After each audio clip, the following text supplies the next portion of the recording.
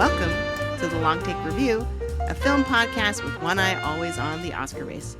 I'm your host, Jen Sobchak-Bankard, and I'm here with a couple of blood bags. First, he will ride eternal, shiny in chrome. It's P.T. McNiff. How's it going, P.T.? You think I don't know the law?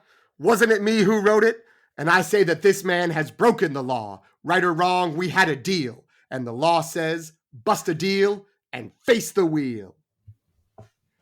I'm doing well, Jen. I wanted to open with a spoiler that you wouldn't have seen yet. I like it. More on that later if you're like, what is he talking about? And he is awaited. He is awaited in Valhalla. It's Greg Cass. How's it going, Greg?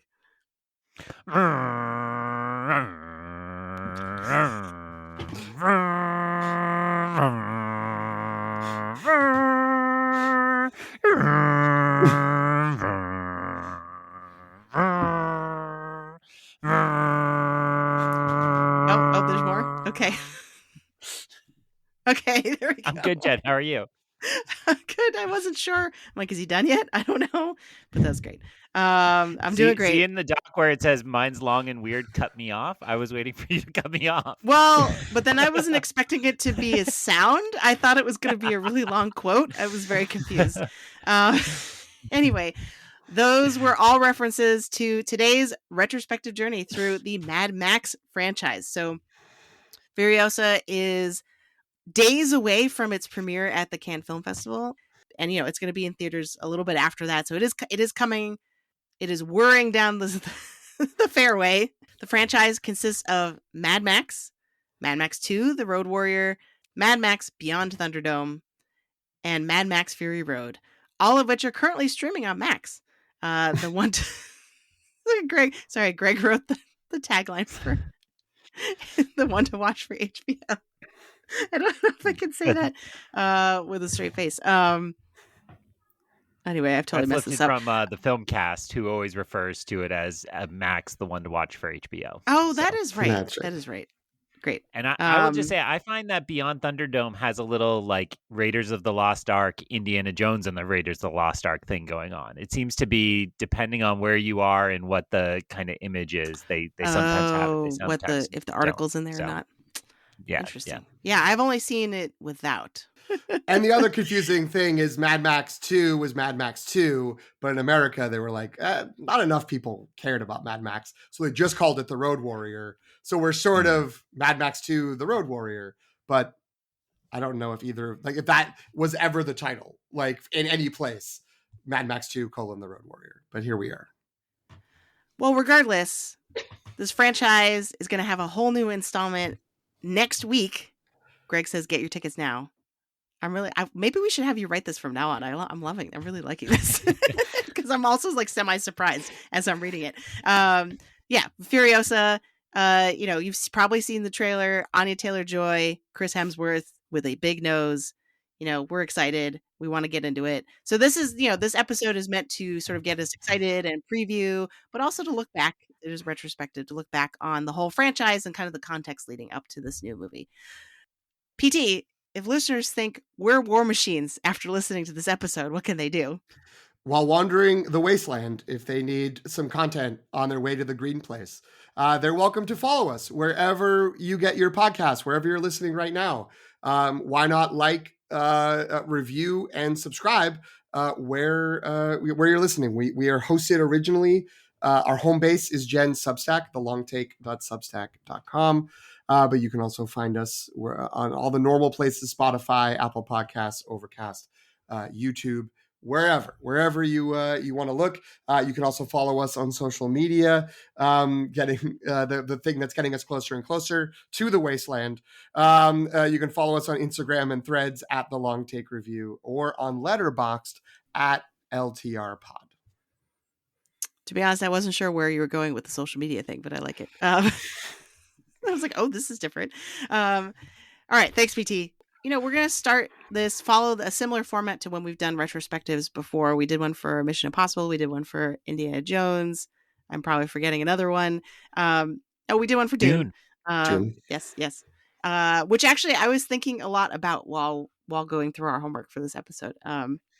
But first I want to start with, what is our relationship to this franchise? And in particular, sort of like going into Fury Road, what was your relationship with the movies prior, or just kind of like, what is your orientation to these movies in this franchise?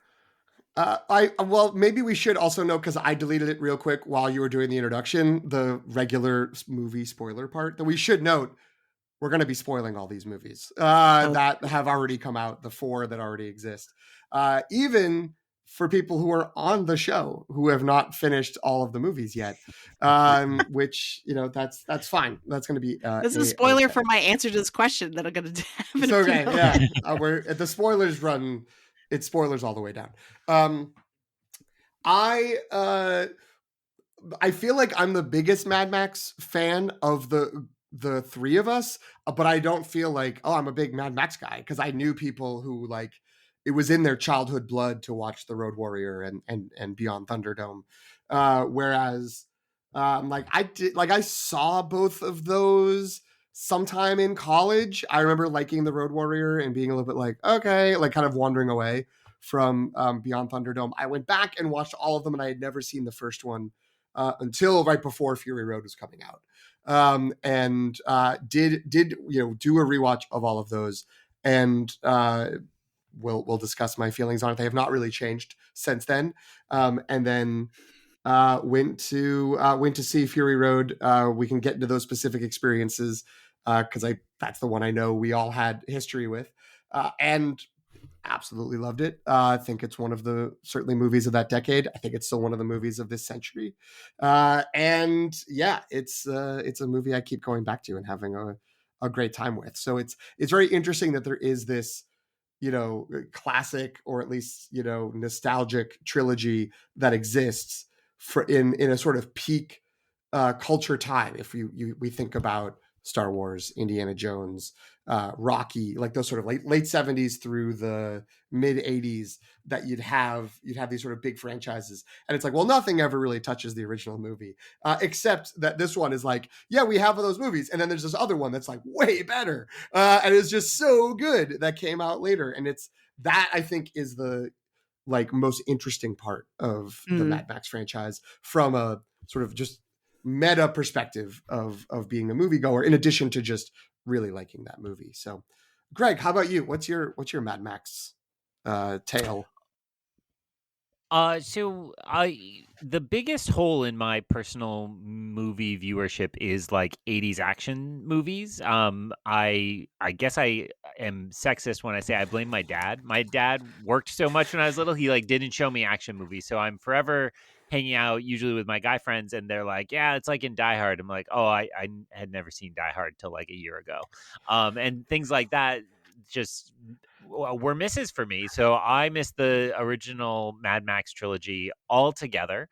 I did sit down this weekend and conquered all 3 of the prior installments, as well as a rewatch of Fury Road. But I'm just committed to this podcast in ways that some other people aren't. So and then it's constantly this way. So like Predator is another example. Like I never saw Predator, and so my friends were like, "Are you crazy? You have to see Predator." And I think these movies just don't work that well when you're an adult modern moviegoer, kind of seeing them in hindsight, right? Like I think the wonder of being 12 and seeing something like, Beyond Thunderdome is crazy and so beyond, and maybe it's still crazy, but in a very different way when you're 40 and just watched 10 other movies that are kind of related to it or partially inspired by it. And then I think I'm the least qualified to be here, which is making me think I should be in bed right now instead of on this podcast, because I also didn't see Fury Road in theaters. So 2015 is the year my son, my oldest child, was born. And so that's just a miss for me. It's also like the summer of the first Ant-Man movie, which is the only Marvel movie I never saw in the theater, and so on. So, he was born in June. And so was this a July release? No, I think it was May. Oh, okay. So you're saying I have no excuse, that I should have been there? No, I mean, Like, you're a supportive sorry, partner who was honey, I'm helping the going. late stages of the late stages of pregnancy. No, Yeah, that's fair. you were assembling car seats in your car and doing all the Yeah. responsible things soon to be parents are supposed to be doing. But I do think I remember even like late in that summer being like, wow, this became a thing and I'm on the outside of this thing, and being disappointed. And so I also remember it being a really strong Oscar contender that year, and this is just before I really myself started pushing myself hard to see all the Oscar movies. I certainly wasn't doing them all at this point. I was probably doing just the best pictures and the big nominees. And so I think that I kind of gave me a bitter taste. I think, Jen, you've talked about this before. It's like when you miss the moment, you're like, I don't need to see that. But Yep. then during the pandemic, when my buddies and I were all just desperate for movies and filling in each other's gaps, somebody said, Greg, you absolutely need to see Fury Road. So I bought it digitally, and I'd only watched the black and white version. Is it black, white, and chrome? Black and I want to chrome. say, or It's black and chrome. Yes. Nice. I'd only watched that version until literally today, this afternoon. I watched the full What? color version and had the real experience of Fury Road. And it totally works in black and white, which is part of why they created that edition. But it's a really good time, and I really enjoyed watching it again, and absolutely a 5-banger. I would still agree with PT. I wouldn't tell PT. He just told me that it is one of the best movies of that decade and easily of this century so far. I mean, you often see it at the top of that list, and that's totally justified. Jen, I know you have 3 Mad Max related tattoos, but what else do you have related to this franchise? Only failure. So basically, I know everybody wants their heroes back, but I am not one of them because I failed to complete my homework for this for this episode. I made it to maybe the first 45, like through the first act of Thunderdome. So I got enough of a flavor, but I don't know how that movie ends, and I have lots of questions about what could possibly be in the rest of that movie. You would never guess. Like, honestly, Really? I feel like if we gave you like 25 options, you you wouldn't get to it. Okay. Because it really does seem like, oh, they're gonna fight in the Thunderdome, and then what? Like, that seemed like the thing that was about to watch, and then because I think I got to the part where they're like 2 men in and 1 man out, and they're like whatever, and then 2 men enter and 1 man leave. Let's not whatever this. Well, I'm also circling back at some point in this, not today, but in the duration of the show, we're gonna have to discuss the Predator. Not the Predator, but Predator. The Predator, bad movie. Predator, I think still a good movie, even if you didn't see it when you were a kid. So I'm gonna have to re-educate Greg on Predator. Predator's awesome, right? Is that the one from last year? Whatever. Yes. That's Prey, isn't it? Prey.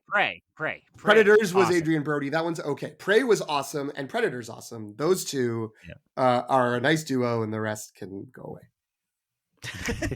Anyway, so I had never seen any of the original Mad Max movies, to go back to the actual question that we're supposed to be answering. Yes. Sorry. Never had seen any of those movies. I did see Fury Road in the theater. My first child was born in 2016. So I was free as a bird at that point. And I do remember seeing it in the theater, being totally blown away by it. And I actually remember what's weird is, like, I do remember in the classes that I taught the following semester, all of my students talking about it and it being like the thing that people were talking about, and which I can't really say for a lot of other movies. Like, movies occasionally come up in casual conversation with students, but it's not like a water cooler type situation, whereas I do remember it being after this movie, and like, the Oscar high from this was incredible. I remember just as an Oscar prognosticator and junkie, like, this was a great experience because it really did feel like genre movies made it, right? Like, and we can talk about that later on when we get to like the Oscar section, but I do really feel like it was a moment where it was like, hey, like, who knew a dystopian post-apocalyptic movie where everyone dresses like they just came out of Hot Topic, can can actually win a bunch of Oscars. You know what I mean? Like, and that's really downplaying the movie, and I'm being facetious. But so yeah, I remember. So I started with Fury Road, and then now have pathetically tried to work my way backwards and failed, as I mentioned earlier. So it's okay. You can 100% spoil Thunderdome. Don't feel like you have to. But you do. I mean, but let's be around. clear, because I feel like now it's Jen's flagellating herself too much, and I feel bad that we've both mocked her repeatedly. Like you watched Mad Max and you watched The Road Warrior, aka Mad Max 2, and you watched like 20 to 25 minutes of Beyond Thunderdome. That's not bad. That's not bad at all. Yeah, and I did that all. If we were not putting our in words, the last 48 hours. Yeah, if we were not putting our words, into microphones so other people could listen to our insights, that would be a great accomplishment. No, it's fair. That's fair. I appreciate it.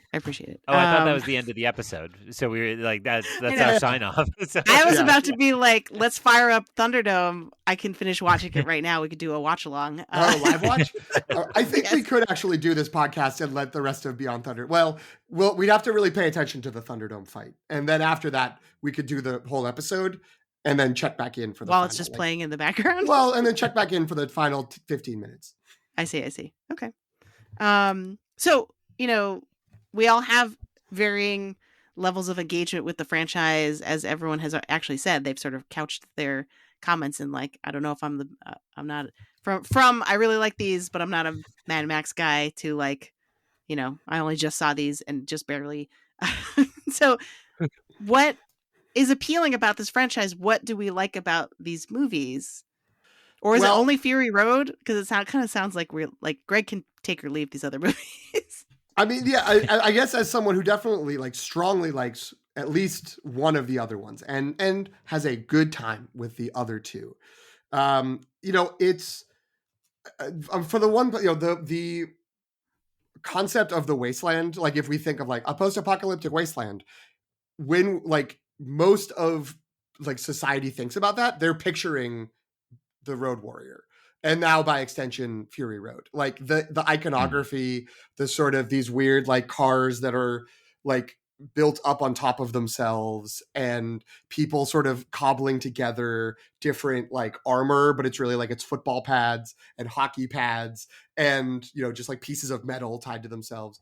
I don't think that actually existed. Like there was like Judge Dredd comics in 2000 AD comics that had the sort of post Fallout world and aesthetics, but I think that it really solidified here. So I think that on the one hand there's that. On the other hand, George Miller is just like this kinetic filmmaker who we'll get into a little bit like how he approaches making these movies, but he's so committed to visual storytelling and just sort of setting up these movies as just like an almost nonstop, or at least I think when they're working, they're almost nonstop sequences of action that are showing character and doing all the things that we want, or at least trying to do all the things that we want action movies to do, which is, show and not tell, always kind of make it clear what's happening, who's doing what, who is where. And also just give us the sort of thrill of like, oh my God, like these stunts are insane. The obviously the old movies, they didn't have CGI, but even when he did in Fury Road, like there's obviously, there's some painting, there's some tweaking, but it feels very clear that like these people were in a desert. There were people driving all of these vehicles. They were flying through the air when they were flying through the air. These are real people. You can tell that it's tactile. And it's like, I think that when it's working with the sort of narrative concepts, I mean, it's bold to ever call these like stories or plots. Like it's just sort of concepts, but I think that like they can hit so well because the filmmaking is effective and the action is done so well, and it ties into the characters finding out about each other and realizing what they feel they have to do. So and when it's working, when it's clicking, I think that's why I like it. I don't know what you all think. Greg? So I also prepared for the episode we were maybe gonna do tonight, which was the Fall Guy. And the Fall Guy prides itself on being a love letter to the stunt industry. It's directed by a stuntman. It stars a character that is a stuntman. Uh One minor spoiler, there's also like a complete record scratch. Everything in the movie comes to a halt to say, is there an Oscar for stunt work? And the character says no. Which oof. Like oof. Ouch. So I came out of that and I had been on either side of it, kind of soaked in these movies. And I was like, you know how you make a movie that's a tribute to stunt work? You have really, really good stunts in a film. And I totally understand the idea that we don't appreciate like the craftsmanship of a stunt driver or something like that. But part of what you do is you see an incredible stunt and you go like, was that real? How did they do that? And these movies are just full of them. And I thought from the first one where there's this kind of opening car chase, I think it's in the opening car chase, they all blur together at this point, where the car goes straight through a caravan, a camper, and you're just like, what? Like, who's ever thought of that?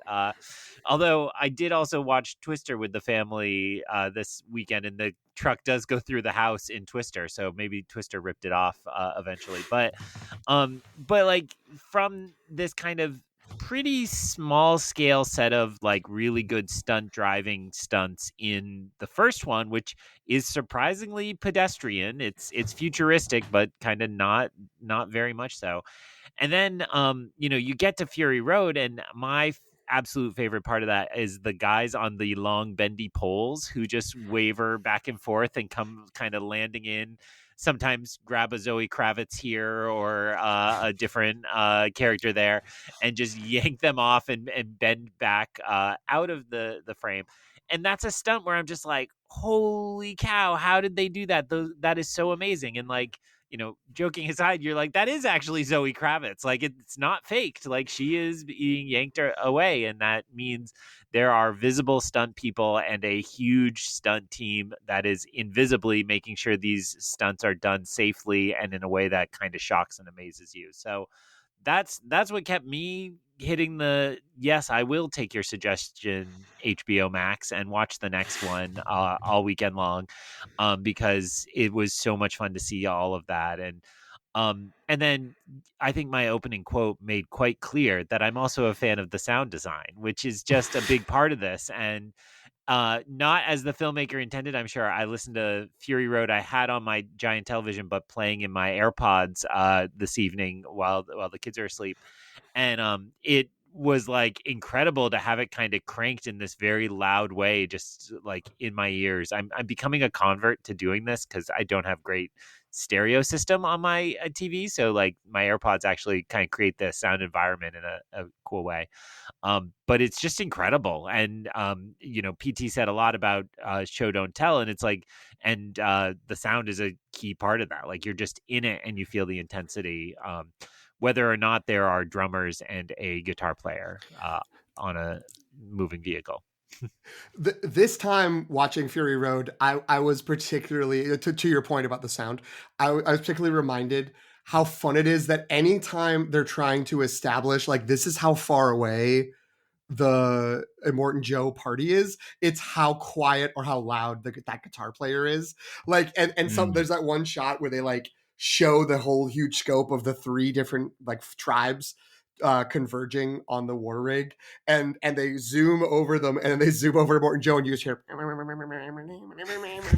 like just like a little bit, and then it goes away because they fly over to another tribe, and it's like, oh, this is what a time. This is cinema. It is. And I'll jump in with, while I'll co-sign everything both of you just said, more so than the stunts, though they are jaw-dropping and total spectacle. And it was really fun actually to go back to Mad Max, the first movie, to sort of see how it all started and then how it's very clearly scaled up as the budget has increased. But that the core components of it are there in that first movie in terms of like, we're just gonna have things crashing into each other, going really fast next to each other, and then exploding a lot. And all that's great.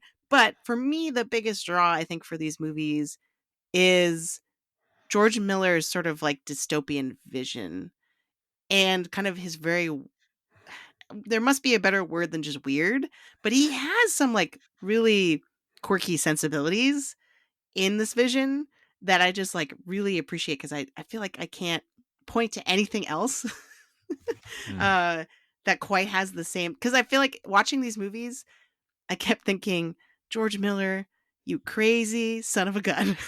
like every few scenes I kept being like, this is, I can't believe I'm watching something that has this. This is so bizarre. In the best way possible. It's like, and down to like, when we talked about Dune, I similarly gushed about world building, but it was really interesting to think about how different, and I think this goes back to what PT was saying earlier about the visual storytelling and how that's really the emphasis.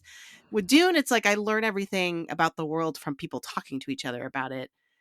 This, it's like when I was I was like watching it, I had to get up for something and come back. I had to like rewind because I'm like, I just hear noises and no one's talking. Very little dialogue, especially from our main character in all of these movies, right? Like he doesn't say that much and yet conveys so much with visually, right? And so a lot of the aesthetic and the costumes and the sets and all that kind of stuff, the slang. I think the one thing in the dialogue that really helps with the world building is like just the weird turns of phrase. And I actually don't really know how much of that is just they're Australian and how much of that is purposeful sci-fi twist, you know what I mean? And I feel bad about that. Maybe it doesn't matter. Maybe they all just kind of feed into to each other. But yeah, that for me is like, it's the singular vision of like a dystopian future that looks like unlike anything else. Oh, I was just gonna say, in terms of the Australian, welcome to parenting in the age of Bluey, right? My kids have picked up a ton of Australian slang, and I don't understand. They're like, "Dad, I got to use the dunny," and I'm like, "What?" And then you backtrack it all the way back to Bluey somehow. So yeah, there's a little of that. PT, you had a real point though.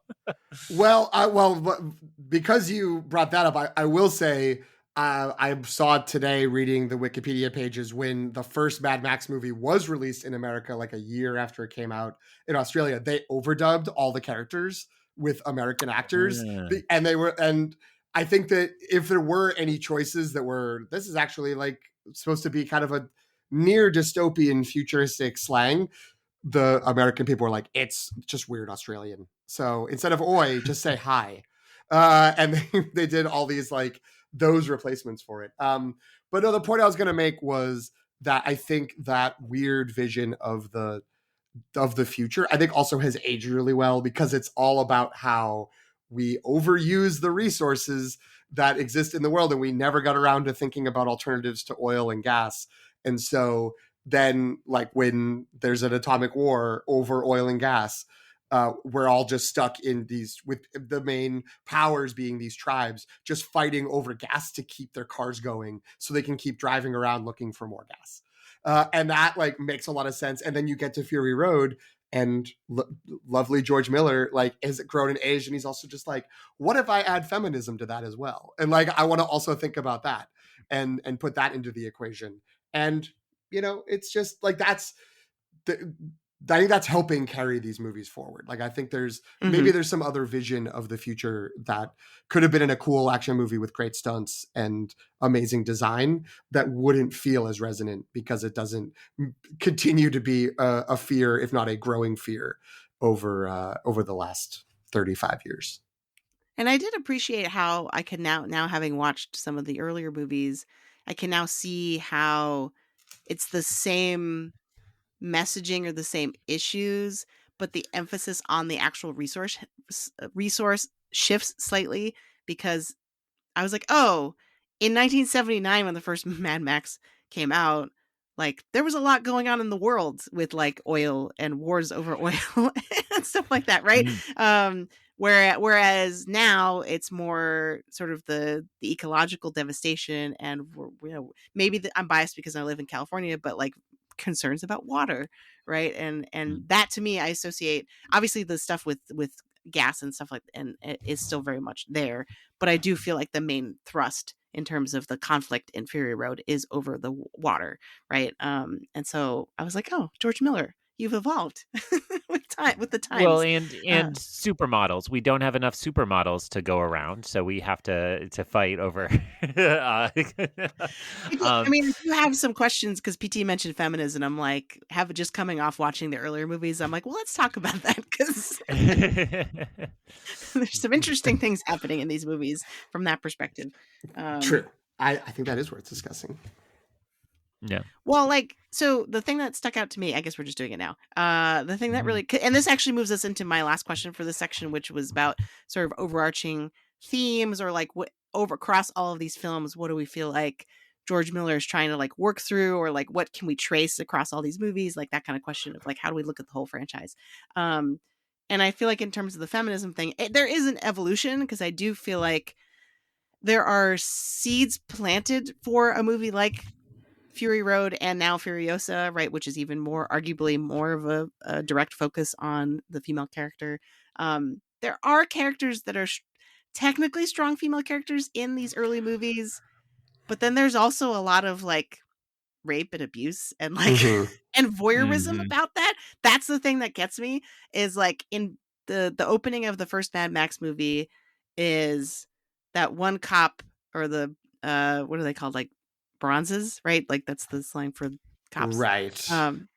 He's looking through his scope, like watching like being a peeping tom, right? And then there's a scene where the helicopter guy, I'm not gonna remember anyone's name, sorry, the helicopter guy, the like sidekick guy, he's watching the gang rape one of the like nameless women that they kind of like pick up on the road, and he's watching it with a sense of enjoyment until they murder her, and then he's like, oh, I feel weird about having now they watching the that line. Right, like whoa, yeah. And I'm just like, what is going on here? Like there's some weird like psychological thing I feel like that George Miller is working through there, like in terms of the idea of like sex and violence and voyeurism, and in a way that like these early movies actually have a lot of Clockwork Orange in them to me, especially the first one, in terms of the style and kind of the brutality of humanity and kind of like the how we can both like gawk at that and in weird ways derive pleasure from that, but then also be horrified by it. I don't know. What do you think? I think that everything that you're saying is right, and there's a potential high-minded response of, these movies are supposed to be people who are all like struggling and trying to survive, and even if they're trying to be like, we want to fight for like someone against the really bad guys and try to protect other people and all that they're still like, if I see breasts, like I'm kind of going to be into that. Like there's still that sort of like base nature that comes out when that happens, especially if you're like a guy who's just training snakes to attack anyone who comes near your gyrocopter, and whatever. It's like, oh, I haven't seen a naked woman in maybe my years. And that like that's complicated, and is something that that character needs to reflect on. It's also just a bunch of dudes making movies on a low budget, and it's like sex sells. Like let's get like some boobs in, and the audiences will like that. It's in the sort of Australian new wave like era, and the Ozploitation, which is taking from the American and European exploitation movies that are going to end up including a lot of violence and a lot of sex and frequently a lot of sexual violence, and doesn't really spend a lot of time thinking about how complicated that is beyond like, oh, you probably shouldn't like that, but we're giving it to you and you do kind of like that. So I think, I think it's a fair critique of like, it would probably be better if the movies didn't have that in those early ones. They don't really do a good job of doing anything with that beyond, sort of an added element of titillation along with, a guy getting a boomerang slicing into his skull. Like that, like special effects shot is probably at the time, I would assume the filmmakers are like, we have that moment of violence. We have this moment of sex. Like that's, that's great. Like that's great filmmaking. And looking back, it feels a little bit like, okay, like that's gross. And I do think, I don't know if he set out to be like, I'm going to make Fury Road as an apologia for that. But I think that, it does show an evolution, that it's like there is still like, here are the hot women in this movie, like they're right here, they're by the truck, they're watering themselves and their white clothing. How convenient. But but they are actual characters with names and individual motivations, and never actually show their breasts. So there's some progress, I guess. Can we quote you on that? Please, yeah. Put it on the poster. Gonna be our tagline for the episode. Yeah. So you could argue that Fury Road, it's a little clearer cut in the filmmaking itself, like what the camera is doing. It's a little clearer of like what side of that you're supposed to be on. You know what I mean? Like, oh, we do not condone the behaviors of the people in this movie, right? Whereas I feel like with the earlier movies, it's a lot fuzzier in terms of like, oh, are we participating? Because the shots and stuff like that, like what the camera is doing is sort of making us more complicit in what's happening, as opposed to like being on the outside of it. I think that's right, and the fact that I just want to spell out directly what you mean. What you implied is like we get the POV shot through the rifle scope, and it feels like Star Wars, right? Which would have been just before this, where you get a lot of those kind of insert binocular shots. But like you're saying, it's making us participate in the voyeurism. I think PT covered the main point I wanted to make, but I will say then the only other piece of this I think we haven't touched on is this kind of fridging that happens. And I'm not always the best at deploying that term correctly, but it is frequently true that the female characters are shoved aside just as motivation for the male characters in this franchise.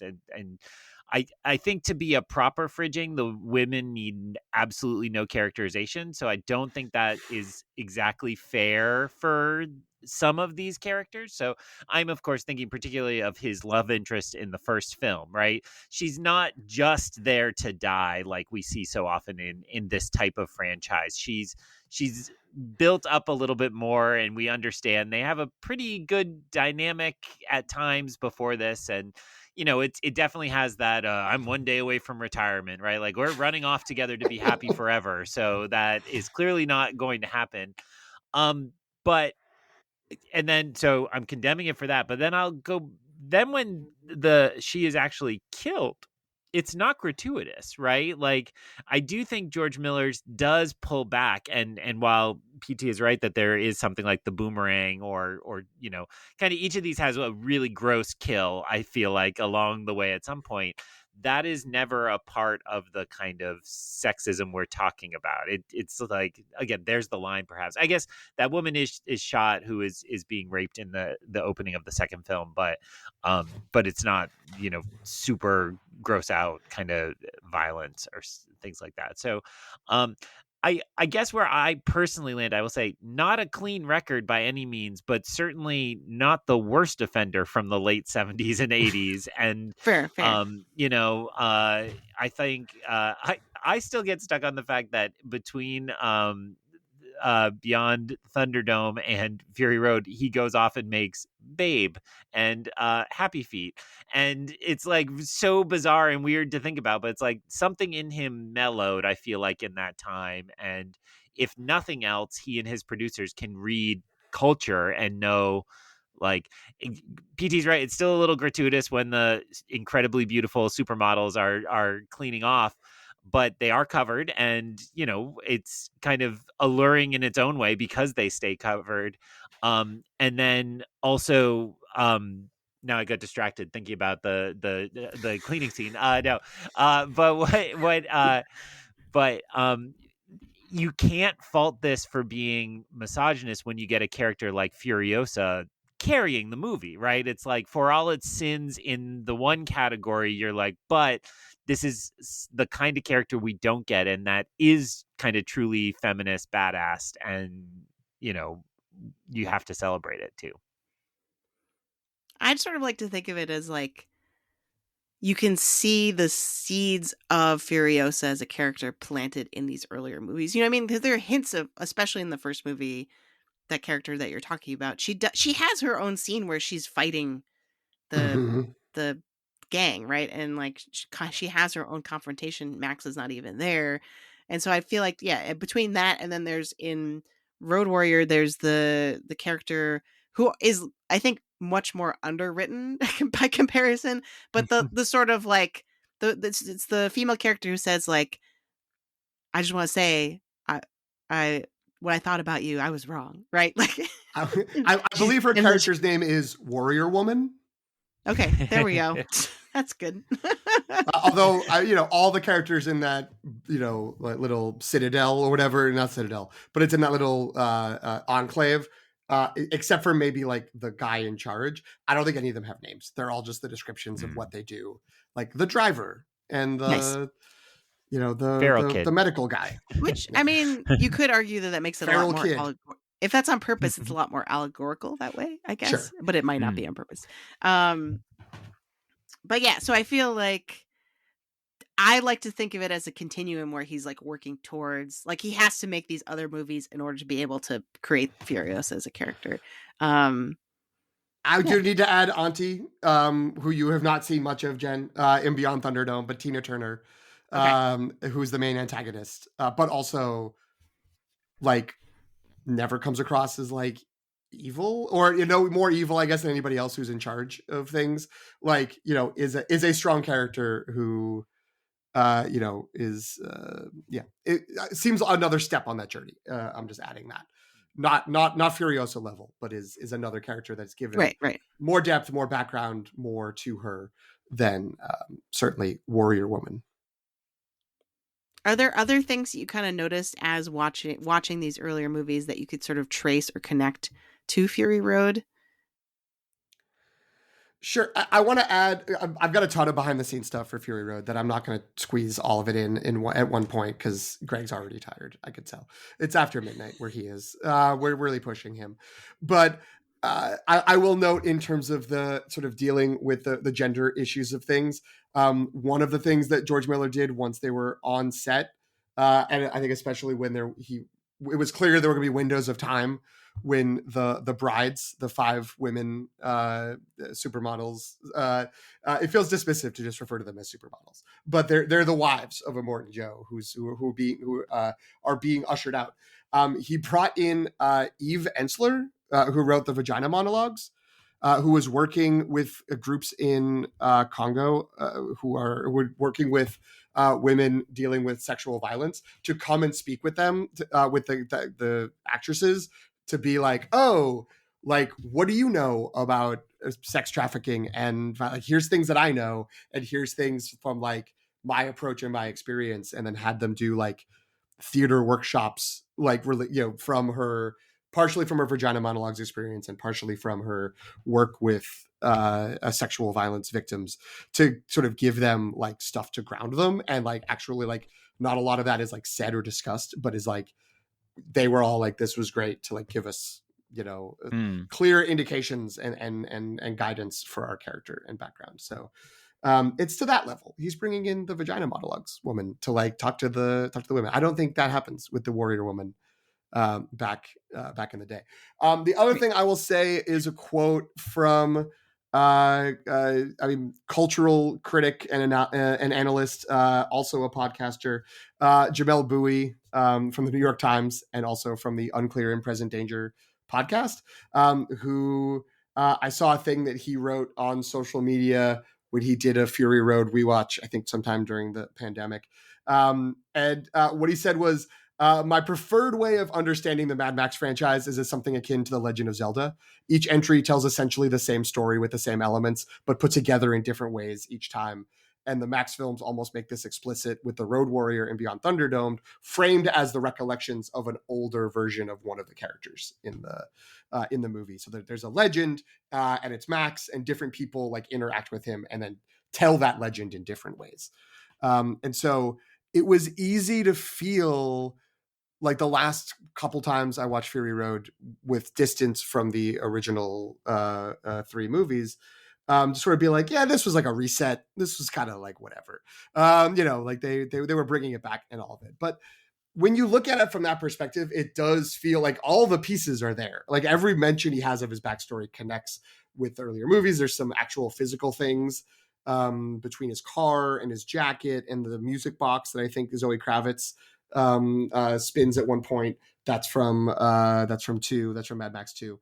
That, you know, okay, it is the same character, and there is sort of, given that permission, I guess there's reason to go back and let this be a new story from a new perspective. Yeah, and I think when I saw it for the first time, Fury Road, having not seen any of the prior movies, I didn't notice or feel that at all. I was just like, yep, this is a movie. I'm here. Right. Like, let's just go. I wasn't like sitting there scratching my head of like, oh, how does this fit in with the Mad Max cinematic universe? Right. Like, in the way we do with so many other franchises.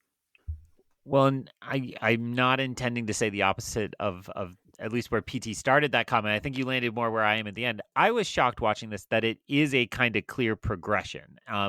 I think I was under the assumption that Fury Road was an actual hard reset to the canon in some way. But to the point you ended up on, like the progression in the world as well as in the character, I think work across these four films, and each step, you know, George Miller lets out a little bit more of his weirdness and his kind of freak flag, and so, you know, we get just a little hint of it in the first one, and then, you know, society sinks each one in kind of this believable way, and then like the cars get weirder, and it kind of all, I was impressed with how it all fit together, because it's like, you know, when you get to Fury Road and Fury Road, yes, they are all covered in spikes, and it's like, well, yeah, of course they were, because, you know, the other one they were jumping between them. It's like, what would you do if you were in one of these gangs? You would then cover it in spikes so that you have it as a weapon and so on. So it, I thought kind of the way it was a recognizable world, and then in the second one, it was like you could see what all the pieces were. By the time you get to Fury Road, there's still some of that going on where you're like, you know, that's the back of a Pontiac or whatever, but it's you know, it's so pushed to the extreme. They've clearly been building with that raw material for a long time, and so on. So I thought, for me, that was my biggest takeaway of taking the full journey, was like, oh, this does actually really work as a franchise, not just a really cool recent movie that picked up on old crummy stuff in some way. There was speculation before Fury Road came out, and even afterwards, that Tom Hardy wasn't Mel Gibson's Max Rockatansky. He was the kid from The Road Warrior, and when he grew up, he took the Max name. And was like, it was like a mantle, you know, that idea that James Bond is a code name that gets passed from person to person because folks really need all the movies to make sense in some way, even though time passes and blah, blah, blah. But you know, I think there's an argument that that could maybe be there. If you want to believe sort of, well, that much time passed within the universe, and he's still, you know, not that old, especially when he's graying and, you know, getting a little bit thicker in Beyond Thunderdome, that it doesn't quite make sense that he would revert to Tom Hardy physique unless it was another character grown up. But yeah, I think that part of the magic is George Miller, someone who does not care. He's just sort of like, yeah, whatever, man. Yeah. I don't know. I want to make these movies. Yeah. And so you can do whatever you want with it. But that was one of the fan theories for a while. Yeah, I think the progression you're talking about, Greg, works on a number of levels, because for me, it also works. It's a chronology, which I was also surprised by, where I was like, oh, like the first Mad Max movie we aren't as far gone as the society necessary in terms very of like green. Yeah, and like and the weirdest thing for me was like, it doesn't look like Fury Road at all, right? Like, it's like they're normal towns and like storefronts. There's a store. And you can go into a store. Yeah, it's weird. And yeah. Like and largely looks like 1979, what I imagine is 1979 Australia, right? Like and yet still so very clearly has that dystopian flair to it, even though he doesn't have any of the production budget or like the production design that we see in the later movies. So it is really interesting how it works, both in terms of like with each movie he got more and more money, presumably. I don't actually know that for a fact, but right. But you could just see how it gets bigger and bigger and bigger, right? We're literally stacking more cars on top of each other as we go. but that first movie seems so humble by comparison in terms of the set design and production design stuff. So it's like his resources increase, and that kind of accounts for it, but it also fits in terms of like the history of this world kind of over time. We get far deeper and deeper and weirder as time goes on. So and also seems to be the motivation to the degree there's less about sort of him that I could find in a relatively quarter-assed search of trying to read about George Miller, that his motivation for going back each time is, well, I'd have a bigger budget so I could actually do the kind of dystopia I wanted to do the last time. And so that's kind of how each of the first three movies, no, the second and third movies, or the first and second sequels, happened. Was he was like, I want to go do something else, but they're offering me money to do this. So I guess, like, what if I did, and then I could blow this out even more? And is he coming back for the next one? Because if you are looking at Mad Max on Letterboxd, they have Mad Max Wasteland already like programmed into the app. So that's been announced in some way. He claims that's his next movie. When he was making Fury Road, he said he had two Max movies, Fury Road and The Wasteland. And then after it came out, he started thinking, actually, I want to do a Furiosa story first. And he's apparently written that both of them are ready to go, and he made Furiosa first. So he's talking like he could just start filming The Wasteland by the end of this year. Presumably meaning it would come out in like a decade when he's like 90. But still, that's his plan. His plan is to do another one and go back to the Tom Hardy, side of the story. Cool. I do feel like the world building has advanced more, because I would say in those earlier films, I like it and I'm immersed in it, but it feels like all vibes. And then whereas I feel like Fury Road has a little bit more precision in terms of, and again, I'm going to compare it to Dune, because Dune, it's like every little thing they mention, every quirk about the world that makes it different than ours, you can explain in terms of the internal logic of the world, right? Whereas I feel like there's less of that in the earlier Mad Max movies, more of that in Fury Road. Like I feel like, oh, okay, like the weird things they do, it's still weird, but it at least has like its own internal logic that is trackable, right? But yeah, which feels maybe potentially derived from what Greg was saying of it being a clear progression. Yeah, because that first movie, like, I think it feels like it's supposed to be like, if you lived in Australia in 1979, this would be like, oh, this is a very bad day in like our car, like this could be a year from now if everything goes wrong. Whereas now that feels like a foreign land in its own way, just because of time and distance, to us at least. And then there's because the stories feel like smaller and small, like they feel small compared to Fury Road. There's just sort of like, okay, so there's this gang and this gang's doing stuff. Like, it's always very sort of simple motivations. It's always they're after a thing. It's very MacGuffin heavy, and MacGuffin's usually gas or something like that, or a space. And yeah, it's there's the sort of intricacies of the world, but it doesn't necessarily explain why that world is different than what we already have. Which, yeah, I'm curious how you would feel about that part if you had seen what I consider the boring parts of Beyond Thunderdome, which do make more explicit connections to like the lost world, like our world. But whatever. What do you think happens in the rest of Beyond Thunderdome, Jen? Can we get some guesses, and then we'll tell you? This is mean. Well, so my problem was, I was like, there has to be a lot more story left, and yet all I can think of is like, isn't the thing based on what they had set up until that point? It was like, okay, he's got this job, now he's gonna, this is the thing he does in every movie, right? He makes a contract that seems self-interested, and then he must have to have some epiphany where he's like, okay, I did what they asked me to, but now I got to do a lot more, right? We got to burn it all down. So I don't know. Like, is it like Is it like a gladiator situation where he just keeps fighting people in the Thunderdome? I mean, I might have voted for that movie. Like that might have been fun. But no, there is a fight in the Thunderdome, which Greg, I don't know how you feel about it. I think it's a good fight. Like I think it's a fun action scene. Pretty good. He fights Blaster. Not Master gets to hang out. Okay, with, only Blaster. Yeah, only Blaster.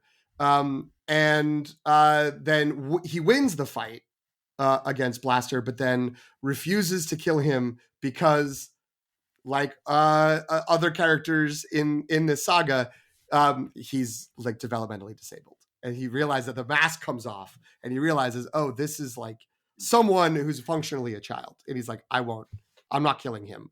And then says, like, that reveals that he had a deal to take out Master Blaster. And that's my opening quote was, you bust a deal, you spin the wheel. That was Auntie being mad because he had broken the deal. So he spins the wheel and he gets sent into exile. That's what comes up, I think. I don't know if it's the actual term. Oh. But he gets sent into exile and is sent tied up on a horse out into the desert. And then what do you think happens, Jen? He has to befriend somebody, because this is a pattern we see in the movie, right? Because it's like he pretends to be all hard and distanced and cold and then can't help himself. Like we see this in Road Warrior where it's like he's like, I'm finished. And then but clearly not, because he has a dog. He has the dog who's basically Bluey. To go back to Greg's earlier comment. I was like, oh, Bluey is in this movie. Great. And then based on what happens to Bluey, not great. I was very upset about that. I was like, that's just unnecessary, people. Like the woman being killed in the beginning of the movie, it really just underscores these are not good people. These are the bad guys. Even within a selfish wasteland, it's like these people who sexually assault and murder women and then also, will attack a dog. Bad people. We should blow them up. We should blow up their cars. Right. But also, like, it's supposed to show that he actually isn't alone, because that's the whole point of the Road Warrior movie, I think, is because he says because he lost his family, he's alone. And I do love that pep talk he gets where the guy's like, you're not so special. We've all lost people. That guy's great. But basically, the dog sticks up for him, right? The dog tries to defend him. So I feel like that's visual proof that, and the same thing happens with the gyrocopter guy, right? Like they both come to his defense. So it's like you claim to be a loner, but you're not, right? And that's the overarching theme. I'm sorry, I'm really vamping to try to avoid I don't know. I love it. This is a good filibuster. But the overarching theme of all these movies is you can't do this alone. You can't survive alone, even if like you're broken inside, right? Like you have to find your people. And so I feel like that's my prediction, is that maybe when he goes into exile, he discovers other people. Yep. And Correct. then teams up with them. And then and then returns to the Thunderdome and then like takes over. Because that's basically, now I'm realizing this is the plot of every movie. Right. Go out and then return. Yes. And be victorious. It's true. It's very story circle. It's very hero's journey. The thing that you said was these movies have a weird relationship with X. Do you recall what that was? What X was?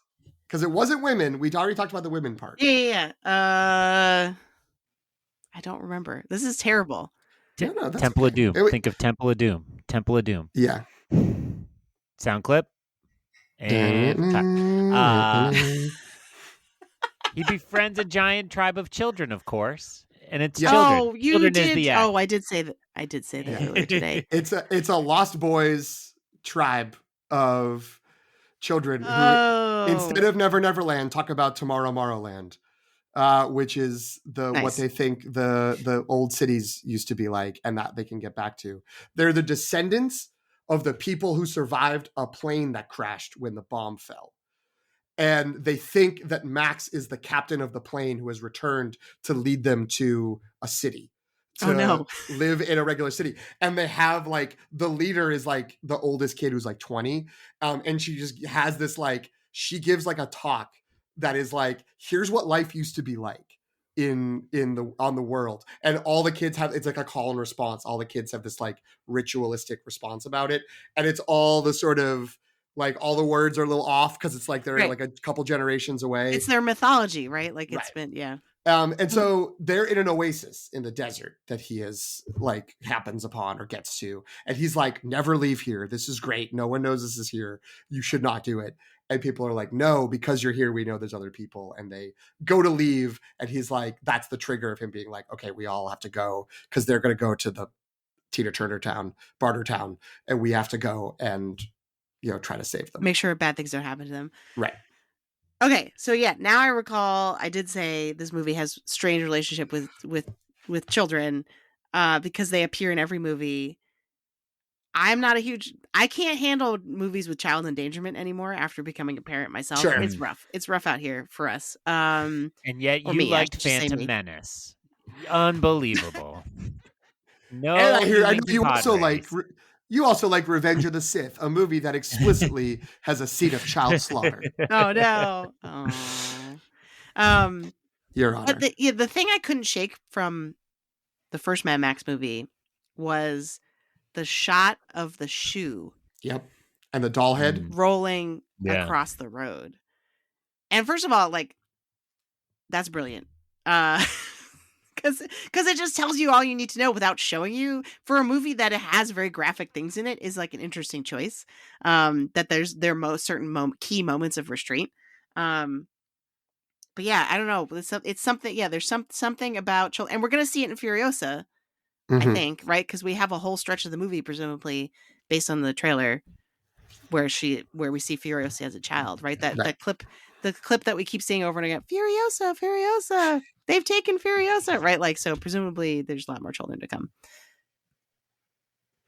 Yes, I will say I haven't delved into this, and why not now? So I saw this opening night, unlike you heathens. I saw this opening night in the theater at the Grauman's Chinese Chinese Theater IMAX screen, which was I think the biggest theater screen in LA, and it had like the fancy sound system. It was excellent. It was one of those things where like the drum beat for the movie, like the drum beat on the back of a tiered truck with multiple people banging drums on it, was so big that like I knew like 4 or 5 different like groups that were there at the same screening that had all just planned it independently. Like that was 7:00 opening night. They were going to be there.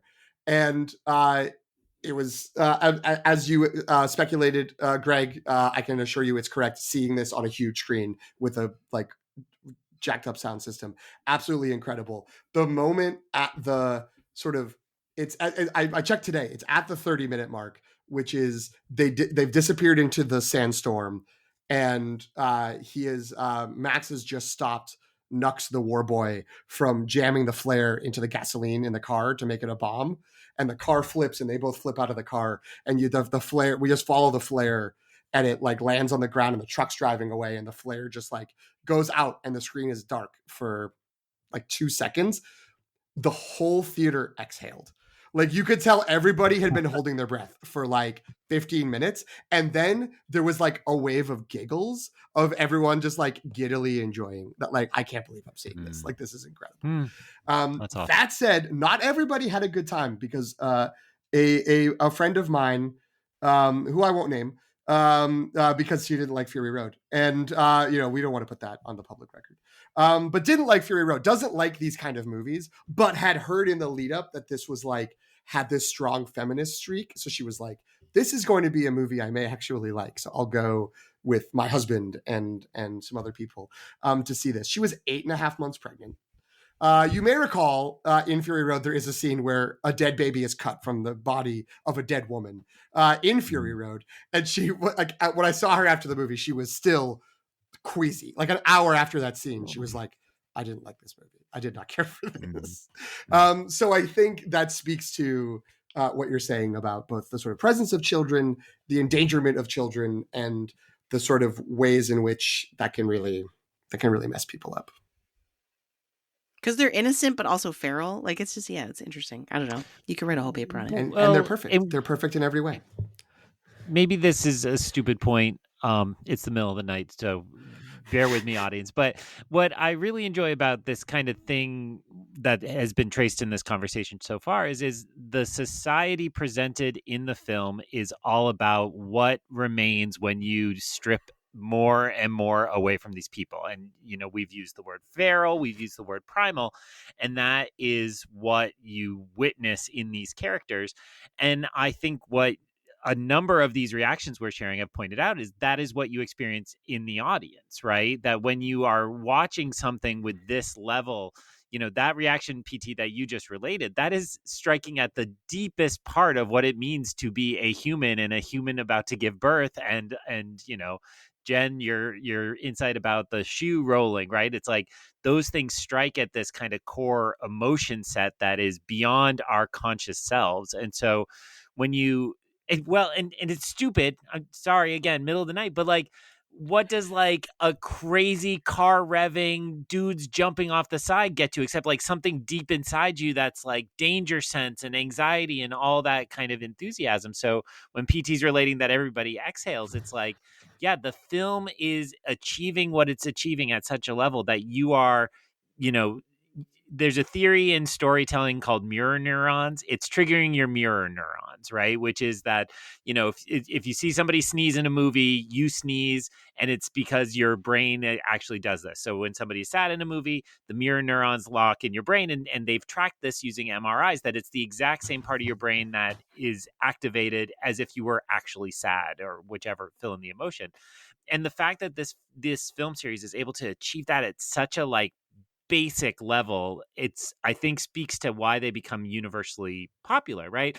And again, I felt very left out at Fury Road, and I think it was like everybody I knew was like, this is incredible. Like, and to PT's story as well, it's like I got a lot of like, well, I don't like movies like this, but this one was actually pretty good. And like, I just think it's because it is somehow stripping us away the same way it strips away the characters to those kind of basest emotions and responses. What you're saying is also reminding me that there's a concept from psychoanalytic film theory called identification, which is very, I think it's just very, it's not, probably just another, like the Freudian way of describing what you're talking about, but that it's the camera. It's not just that the camera creates this, I am now the character, I am now everything that's on the screen, but that somehow mirrors like the relationship between the ego and the id, and the mirror phase of like all the sort of like, and like, I don't remember Freudian theory well enough to be able to summarize all of it, but there's like a really crazy line of thinking where it's like, and eventually we all want to be babies, right? Like, and I feel like that's what gets at what you're talking about, Greg, of like, that there's some weird secret sauce there psychologically for us, and as we watch this movie, that taps into those sort of like primal instincts. Well, I agree with what both of you are saying. I want to note to slide in another little tidbit, so I'm not just pontificating at one point about all of it, but I recommend everyone goes to the Mad Max Wikipedia page, like the original movie, and read the development section, because I think I texted this to you guys after I rewatched the movie. It's like every other sentence is just like, George Miller, what a king. Like, this guy's incredible. But he was a doctor. He worked in an emergency room, and he saw a lot of injuries. And where he grew up, there were a lot of car accidents. That's not expounded upon. I don't know if that's because of the kinds of people or if it's because of the set arrangement of the roads. But 3 of his friends died before he left town in car accidents, like when he was like a teenager. So he had this like thing in his mind of like these images of the impacts of injuries and the gruesomeness it can create, and also the damage, the damages caused by cars. And he, because Australia at the time, how lovely, was a society that was supporting the arts. They really wanted to have a film industry, which had faded over in the post-war years. So they were the government was pumping a lot of resources into expanding the film industry. So I don't know if that's like, it isn't a one-to-one correlation. There are like Jane Campion and I think Peter Weir, you can sort of track that like they went to a government school for filmmaking when they were young and like that started their careers. This seems like it was a different thing, but he went to it seems like just like a summer class about filmmaking while he was a doctor, and met another guy who was like, oh, I'd love to make movies. And then 8 years later, after doing a couple short films and talking about it, they made Mad Max. And he just had this thing of like, it was a combination of that thing with cars and injuries and the sort of like damage we can do to our bodies because of these machines. And then there was oil shortages of the 70s that particularly hit Australia because, they're so remote. And that he just started kicking around this idea of the people that lead the nations of the world will never put in the time and the money to get us to an alternative before we reach a point where we don't have enough oil for everybody and enough gas for everyone. And so what is going to happen? And he just had these images in his mind, and he hired someone to write it. And he hired someone based on the fact that his favorite screenwriters from the 40s, the 30s and 40s had been journalists. So he hired someone he knew who was a journalist who had never seen a screenplay. And the guy was just like, okay, like, what do you want me to do? And he's like, I don't know. And the guy would write movies overnight, like work on the screenplay from midnight to 6 a.m. And then George Miller would show up at 6 a.m. after his hospital shift. And they would just like talk about the movie until they could go to a noon movie. And they'd go see a movie every day. And then George Miller would go back to being a doctor. And then they eventually came up with Mad Max, which sounds absolutely incredible, but also leads to the fact that I don't know if George Miller ever learned how to write a screenplay, or if he did, when he does these movies, he doesn't do them that way. So I'm transitioning from that's the primal fear part, was the resource loss and the physical injuries that the things that he had witnessed were those fears. Those are the fears he's holding on to and carrying forward. This is my transition into the Fury Road of it, which is when he was making Fury Road, the screenplay, Zoe Kravitz referred to it as like a 200-page comic book because it was just the storyboards he had drawn and like a sentence underneath of like what he thinks is happening. And because that's what he had, that is what everyone agrees is the reason that during the making of Fury Road, Tom Hardy and Charlize Theron absolutely hated each other, to the point where they almost got into multiple physical altercations.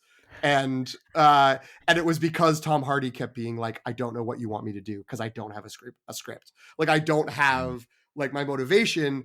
Can we talk about what I'm trying to do?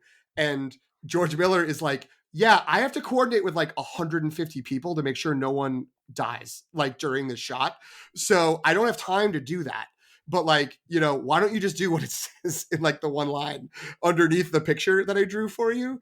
Whereas Charlize Theron would arrive on set fully prepared and be like, why are we waiting? Let's just go.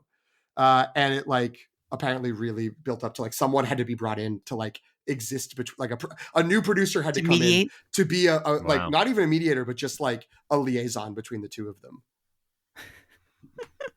So the stories are wild. There's a book that was written that I have not read, but I put it in the document. We can put it in the show notes. The New York Times has I can't tell if it's an excerpt of this book. It's about Kyle Buchanan. I think it's called Blood, Sweat, and Chrome. And I don't know if this was the article that he wrote and then he expanded it out into a book, or if he had written the book and this was the teaser version. But it covers the whole production. And does get into some of these fights, but yeah, there's a lot of good little vignettes. But in the interest of time, I won't get into all of them.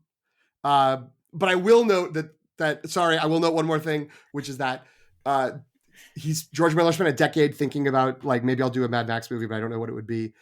He pinpoints the moment he was he was crossing a street in Los Angeles in 1998, and he realized. What if the next Mad Max movie was just entirely a chase, the end of Beyond Thunderdome? What if it was just a chase and the MacGuffin, the resource they were fighting over, was people? And he then expanded it out, from that. Wow. That was the pitch to himself, and then he had a long flight a month later, and he wrote the rest of the outline. And at that point, it was going to be a movie still with Mel Gibson and either Uma Thurman or Sigourney Weaver. To be made in the late 90s. But by the time they were going to make it, 9/11 happened, and then the Iraq War happened, and those things for some reason influenced the financing. And then Mel Gibson was outed as a terrible person, or more further outed as a terrible person. And he was like, okay, I'm gonna do Happy Feet instead, of course. Do we want to do a quick ranking? I'll go. My number 1's Fury Road. Number 2 is The Road Warrior. Number 3 is the first Mad Max, and number 4 is Beyond Thunderdome. Oh, you agree? That's my list too. Same. And there's a big chasm between 1 and 2. Sorry. For good content, I'm gonna zag a little bit, so I'm gonna go Fury Road. I feel like that's impossible to not put that as number 1. Yeah. But then I'm gonna go first Mad Max, because I actually really liked that it was doing so much with so little. Right? It doesn't have all the bells and whistles of the other movies. And while I get why Road Warrior would be your number 2, I feel like that's the closest one to Fury Road. I feel like Fury Road is just a much better version of Road Warrior. That's fair. So that's why I kind of and like also Mad Max, the first one, has not just that shoe shot, but there are so many shots of like even the opening of introducing Max where they only show parts of him. Like you just see the side of his sunglasses, you just see his arm pulling on the clutch or whatever, right? Like it does so much with like not showing us things in very clever ways, and just like a lot of the cinematography and the camera work I really liked in it. So even though it is like the most like 80s tastic or like the cheesiest in a lot of ways, there's one sequence, I think there's an explosion, I think it's actually in the opening with Knight Rider, where it's a split second intercut of like the like almost the Raiders of the Lost Ark like googly melty eyes. Yes. Do you remember this? That's used in Fury Road. Or that image comes back in Fury Road. Oh, that's right. I guess I didn't really piece that together. Anyway, I laughed so hard. Yeah. I saw that. But at the same time, I was like, I really appreciate the editing of this movie. Like it's doing a lot more. It feels a lot kind of like more art house in explicit ways than the later ones, which I was not expecting and was tickled by. It's a crazy sort of call your shot moment, the way they introduce Max, because it feels like this is an iconic character that like you're excited to see, but it was like just some guy and Mel Gibson had been in one movie before. Like he wasn't famous. The character didn't exist. Watching that movie, Jen, you also said something similar when we were talking earlier today off mic, sacrificing content for friendship, that it does feel like watching that. Greg's shaking his head in disapproval. You could believe that they made that after Road Warrior and Beyond Thunderdome, to be like, where did this guy come from? Right. Except for the fact that it's so low budget and like, would feel like such a step back. But it does act as if this character and the later world already existed. So it makes me feel like it must always have sort of been somewhere in George Miller's head. And Road Warrior has the exposition dump that I don't love when sci-fi movies do. The like, well, here's what happened to this world, and then start. Whereas I really like that Mad Max, the first movie, just like throws you into it, and you just have to fend for yourself.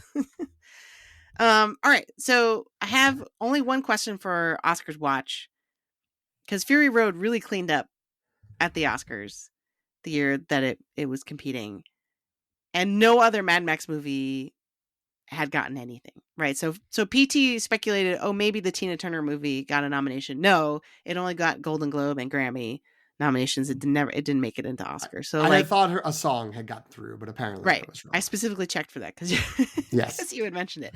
But Mad Max Fury Road won production design, costume design, sound mixing, film editing, makeup and hairstyling, sound editing. And so I guess like it seems from our rankings and our conversation up until this point that it seems obvious to us that Fury Road is so much better than the other movies, right? Regardless of whether or not we enjoyed, because we have different opinions on the original movies in of themselves, but that there's like, as Greg was saying, it's a pretty big gulch between Fury Road and all the other ones potentially in terms of the filmmaking. So like, why is that? Like, what is it about Fury Road that happens that is so winning, so magical, like so many years after these other movies? I think it's really funny that it's in the context of really the boom in Lego sequels, right? Because it puts it's the summer before The Force Awakens, and I'm not claiming Force Awakens is the first Lego sequel, but that seemed to kick off a really fresh round of like, well, what if with the Ghostbusters came back? And everybody's like, well, kind of want to see the Ghostbusters come back. And they're like, you'll love the Ghostbusters coming back. And I'm taking pot shots at Ghostbusters, but fill in your franchise, right? Like they reinvigorate some of these. Um, so I was just taking a little spin through some of those categories. And I think something that helps explain particularly the Oscar success is it's not a splashy Oscar year in a lot of these categories. There are very high quality movies it competed against, but I think when I look at the list and see things like Carol, it's like, oh, these are quiet movies with 2 or 3 actors kind of things, right? And I love that kind of Oscar movie, obviously, but that when you're kind of like, well, aren't the 50s dresses really nice in Carol versus remember the guitar guy and the fill in the blank. I think it's just easy to hit there. So and then the other word I'll just use for it is volume. And in some cases it's like the amount of stuff they made and also just the audacity of the stuff they made, depending on the category, right? I mean, they both made a lot of costumes and just some audacious costumes, and it's a lot of sound and audacious sounds. So I think that helps explain the Oscar success in my mind. I also then the larger question of why this one is so much better. I think it matters that Charlize is at the heart of this. She's a really good actress, and a lot of this kind of hangs off of her. And that's not to diminish anybody else in the movie, although I'm sure Tom Hardy's representatives will be contacting me. But I just feel like she is what keeps me watching this. And when I remember this movie, I'm not like, let's go watch Tom Hardy get up to some shenanigans. I think let's go watch Charlize kick butt. Right? The Tom Hardy shenanigans are in Venom. We'll go find them there.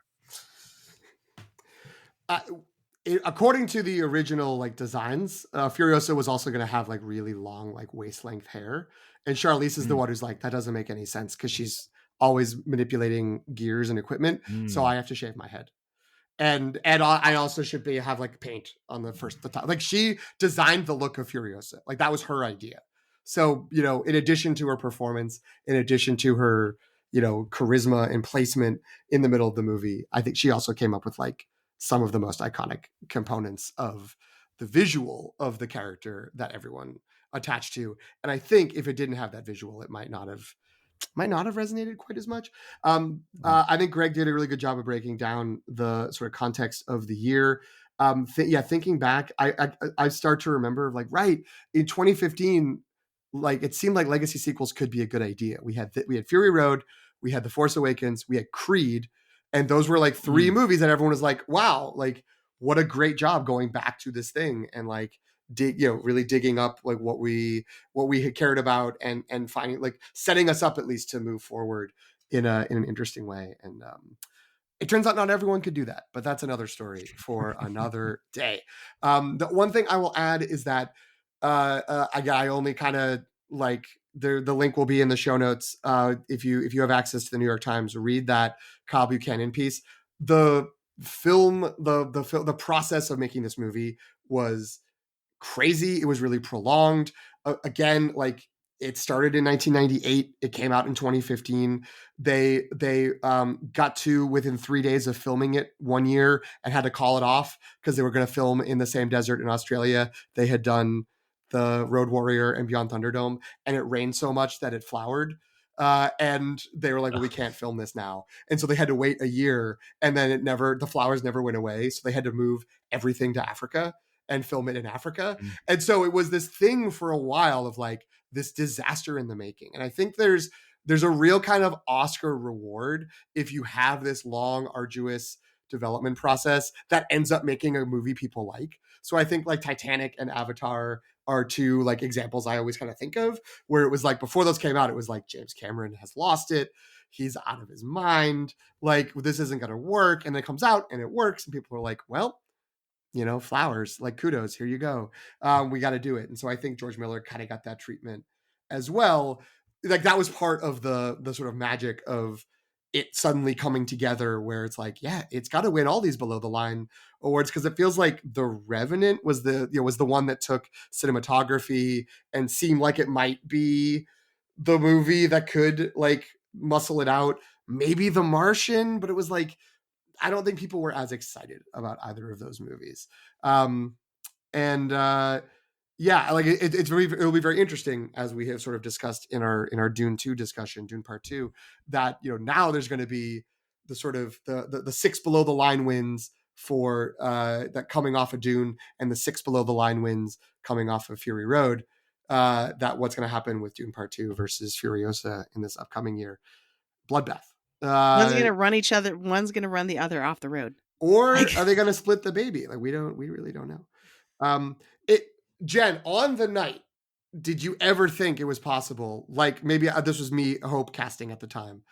Did you ever think it was possible, as the night unfolded and it picked up more and more awards, that it was actually going to get picture or director?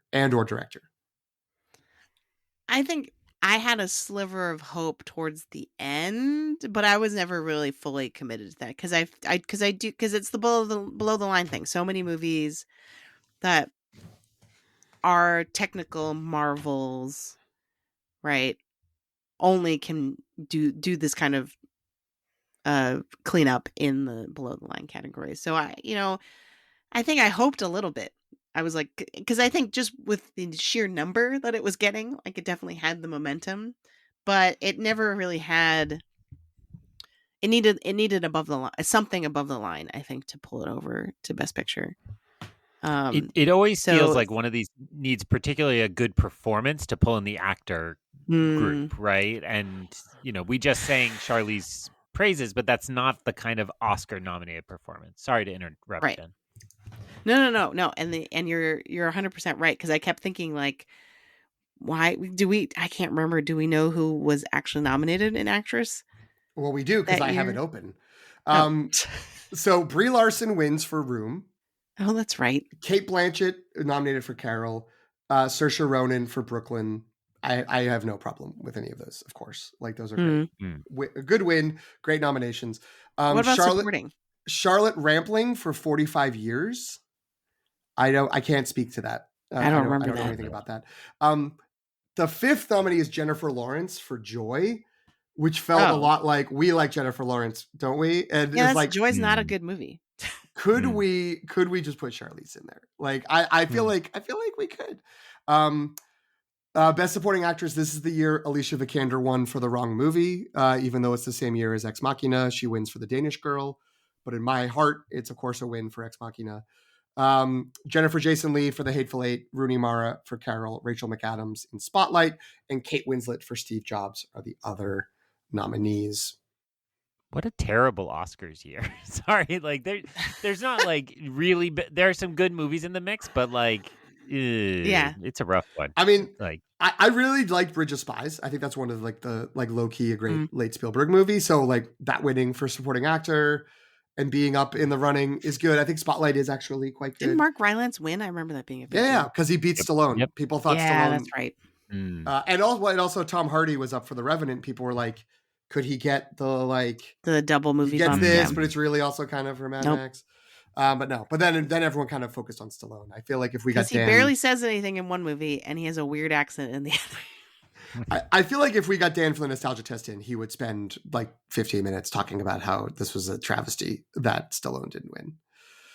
Because he's really kind of blinded. They're big Rocky supporters over there. Come at me, Dan. I mean, I was hoping for it too. He's excellent in that movie. But Mark Rylance is also great, and I like Bridge of Spies, so I'm that guy who actually liked that. But Greg's right. This is a tough above the line Oscar year. It's just hard hearing those nominees after the year we just had. You know what I mean? Like, it's rough. And participation on this podcast aside, I will also say it's often better to be the one that changes cinema and is remembered fondly than the one that wins Best Picture. And I think this is, again, in 2020, or as when we still had hope as we entered 2020, you saw everybody doing those lists of best films of the 20 teens, the decade. This was on every single top 10, if not at the top of most. So I just feel like I'd rather be that movie than I won Best Picture that year. Or so. I want to stay on the podcast. Don't kick me off. No. I'll just note it was in the top 200 of the Sight and Sound list of critics. Which, nice. There are not that many movies from the 21st century that are on that list.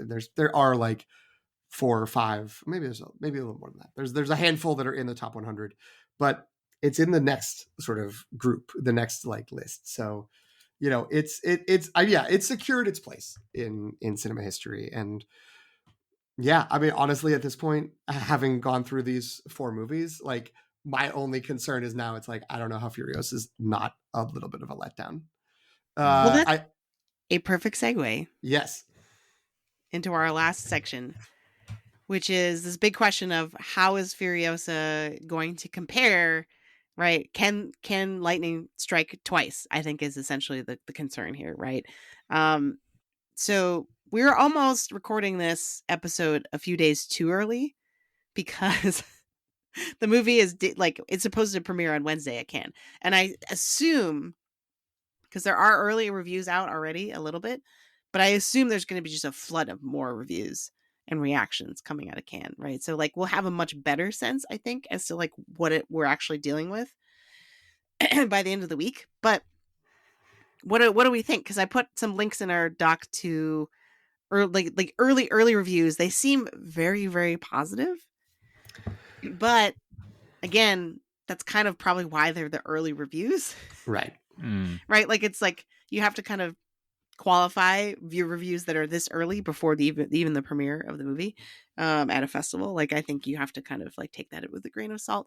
But they're really, even David Ehrlich, he's so grumpy most of the time, was really into this movie. Did he say it's better than Fury Road? I feel like he likes saying this new thing is better. He's the one who claims Kingdom of the Crystal Skull is the best. He's with Henry. That Kingdom of the Crystal Skull is the best Indiana Jones movie. And he celebrated how bad he thought Dial of Destiny was because he thought it would bring people to realize Kingdom of the Crystal Skull is actually excellent. Man, today was not the day for my Indiana Jones sound drop. You opened the door. Like once we knew it, we had to do it.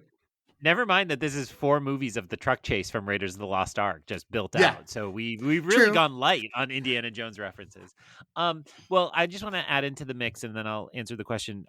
I would also throw in, I heard a little coverage coming out of CinemaCon, which is the big showcase in Las Vegas specifically for theater owners. And I think this is particularly Sean Fennessy was saying like, whoever he talked to in the industry was just like, no worries, guys. Happy days are here again. Furiosa is going to keep us alive this summer. And I believe they watched like an extended sequence there. They were not shown the full film, so it doesn't quite count as a review. But theater owners, I mean, it's built for them, right? It's like big spectacle.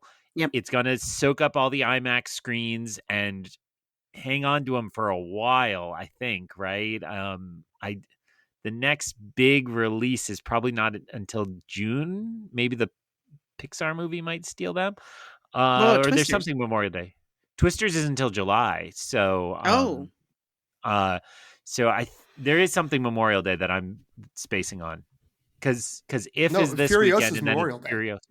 Oh, that's Furiosa's right. Memorial Day's early. Yeah, you're right. It might be Horizon and American Saga. I think that's supposed to be an IMAX Vista movie, but that's a month after Furiosa. So even if it is that.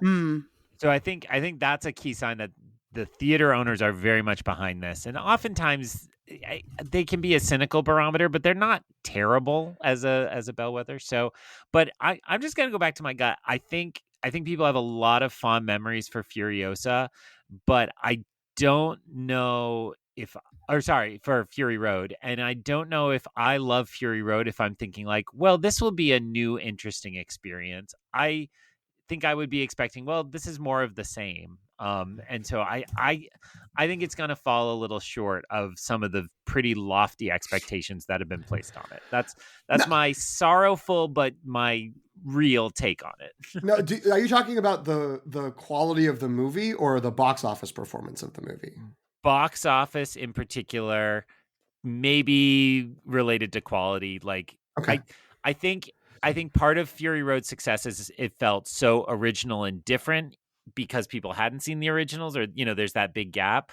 And I just don't think this is going to hit in that same sweet spot of, you've never seen something like this. This is going to be more of, this is a slight variation on what you saw 5 years ago. Well, 9 years ago, but, you know. Jesus. So- Some of those years don't count. I will just note, sorry, Jen, I will just note that like Fury Road was actually thought of as not successful when it came out. Like it was like this kind of bombed. Like it wasn't a bomb. It like had legs because people liked it, but like feel like it gets kind of talked around and like it almost made $400 million. A lot of that was international, and the sort of American local, it's only I think 150 was the domestic, 153. And they had projected it to be like 200 to 300 domestic. So it was looked at as a disappointment. I think that Furiosa is likely to make more money because of the reputation of Fury Road, at least at first. Like I think it will probably get up to 100, maybe even 200 million, like pretty fast.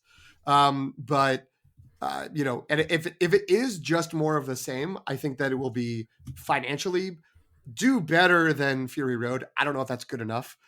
I have no idea what crazy amount of money George Miller may have spent on this movie. And George Miller and Warner Brothers may have spent on this. But yeah, I think as a fan of cinema in general, and as someone who really likes these movies and really loved Fury Road, I'm trying to adjust myself to just like, if it was like challenging the Road Warrior in my rankings, I'm going to feel great. I'm going to feel really good about that. If it was going to really vie to be number 2, that sounds awesome. I feel like it's most likely in that Dial of Destiny zone of, it's somewhere in that bottom group. Like hopefully it's the top of the bottom half, but we'll see. We'll see how it goes. Greg is upset. Again, why don't I have my sound drop working? This is terrible. I think before Dial of Destiny, we said like, first do no harm, right? And I think that is where I'm at. Like as long as it doesn't actively harm my enjoyment of Fury Road, I'm gonna be okay with its existence. So I'm trying to start at that place and not put the expectations too high. That's smart. So the points that I had following up to what Greg was saying, one PT just said, which is like, people are, no, it's fine. I have more to add now, so it's good. But I can confirm all of the sort of summer box office podcasts that I've listened to so far. There's a small handful. I'm thinking of Filmcasted, their summer movie wager. The Town had a summer box office confidence rating thing. There's a bunch of shows I listen to like that. And all of them are pretty downplaying, because of how much Fury Road did and how that actually didn't really do gangbusters at the box office, that this is sort of like they're kind of lowballing it a little bit. And I think this was on The Town, but somebody said, and we can't even bank on it carrying over and doing Fury Road numbers, because sure, it's the same character, but it's not the same actress playing the character and who made the character iconic. And so that's a concern. Like people like Anya Taylor-Joy, but people love Charlize Theron as Furiosa. And so is that going to create a problem where the movie's not going to be as big because we want Charlize back, right? Like, and we can't have her. So yeah. So like the box office consensus seems to be like, we're not expecting that much, even if it is critically approaching Fury Road levels, like the box office, like Cool Your Jets. The other point I was going to say is that, again, to go back to, and I did read more early reactions than David Ehrlich from IndieWire, but what he said actually connected with what Greg was saying of like what to expect from this movie. Is it going to be more of the same? And he actually says that it operates in an extremely different gear than Fury Road in ways that I suspect will frustrate some people. So that tells me that it's like not more of the same, and in a way that might rub people the wrong way.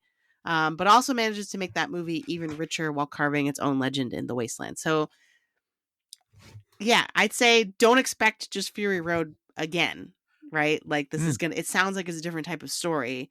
And I kind of had the inkling from the trailer and from hearing people just kind of speculating about it, because it does feel like it's spanning, like Fury Road took place over the matter of a few days in terms of story time, right? Yeah. Furiosa seems like it's spanning a whole lifetime, basically.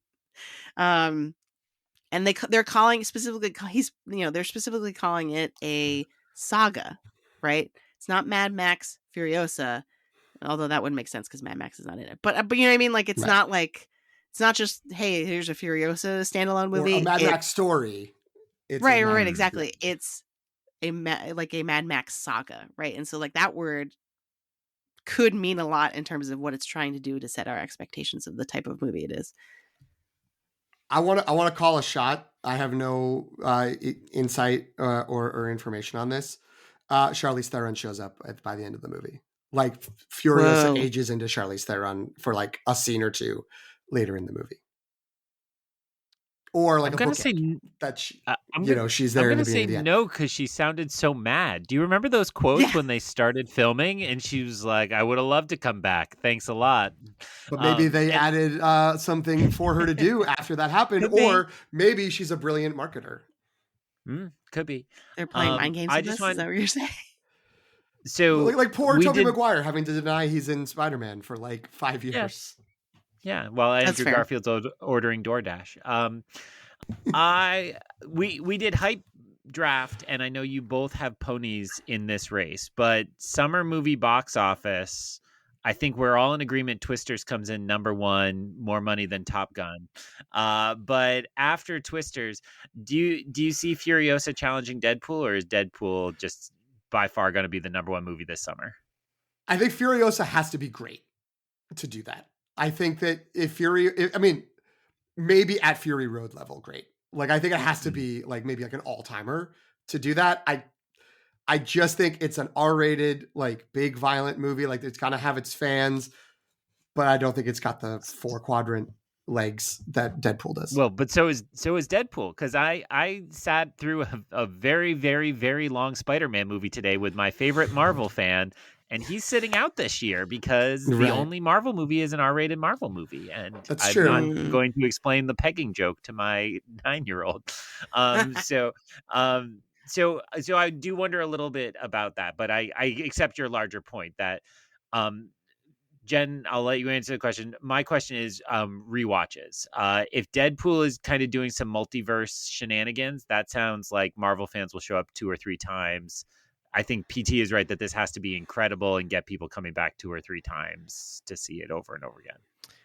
The one thing it does have going for it is its earlier release date, right? Because it could roll along. Like if word of mouth, if it is as good as PT say, like, you know what I mean? Like if like PT says, if it's really good, and then word of mouth sort of gets people to keep going to it over the summer, and not just like the 2 weeks it's like after it comes out, then it has a chance, I think. But also like just Deadpool with the Hugh Jackman as Wolverine factor, like it's a whole other thing. You know what I mean? Like it's people are just gonna go see that without even caring if it's good. You know?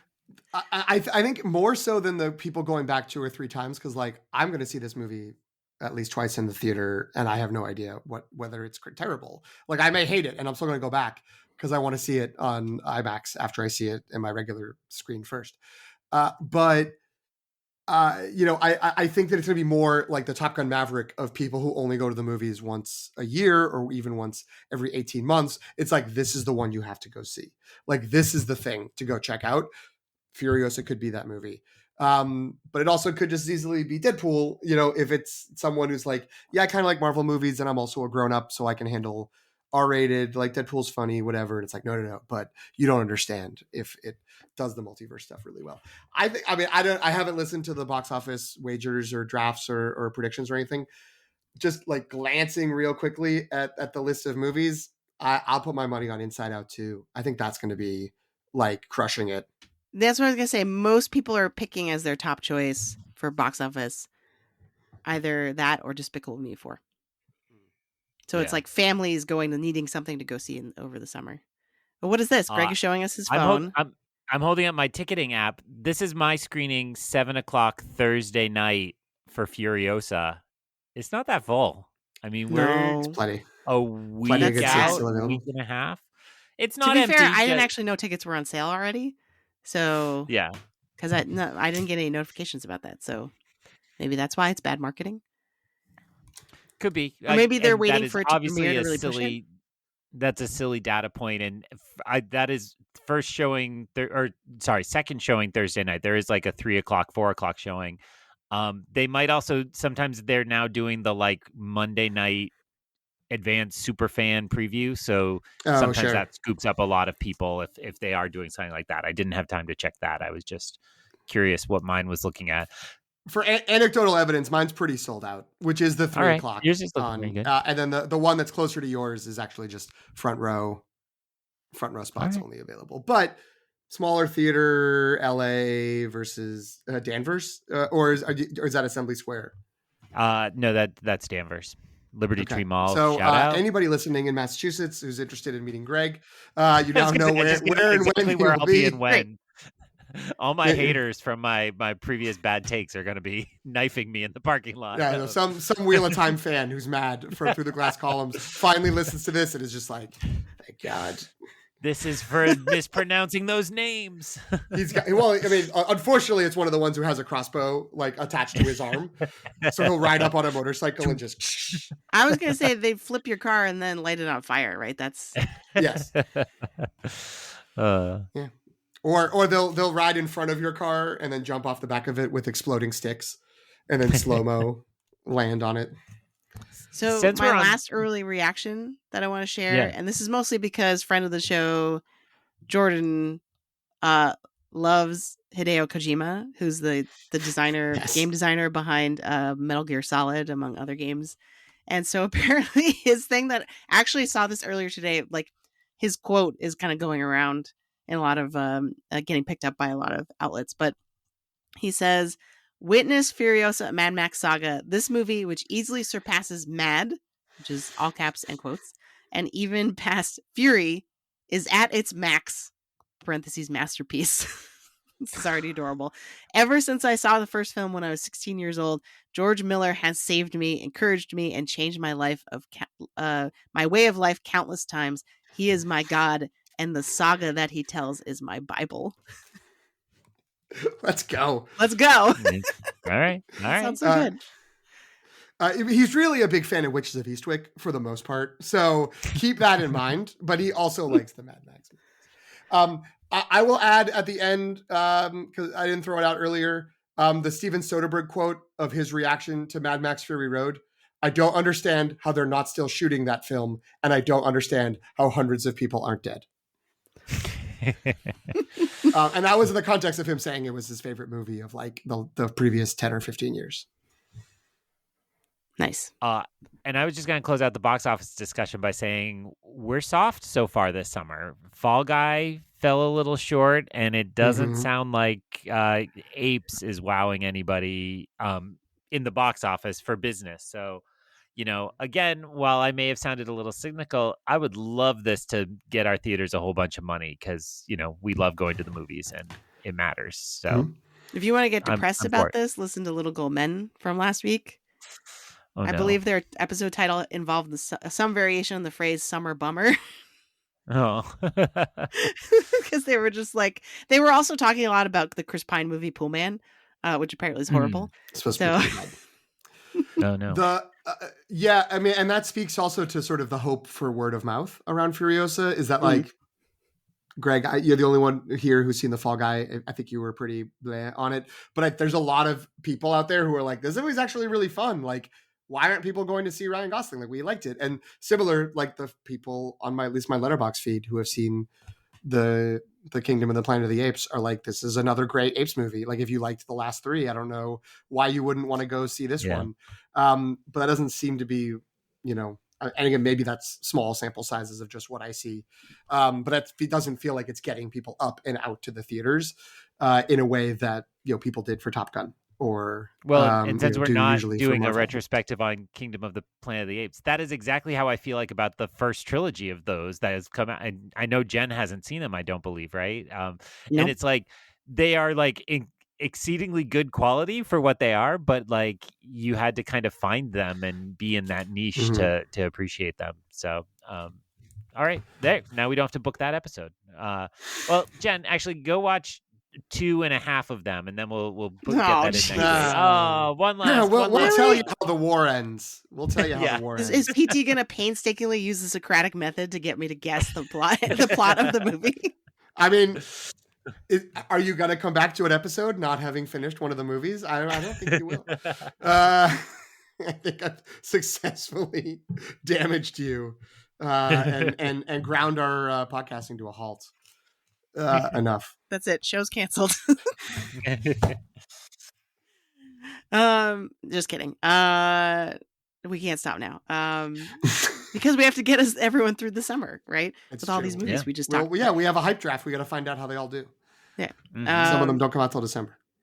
I mistakenly implied that PT has Furiosa, and I know Antonio is shaking his fist somewhere. Antonio did take Furiosa in the top draft pick, so my not apologies. as much as I should. You can go back and listen to us all being shocked and appalled that he managed to do that.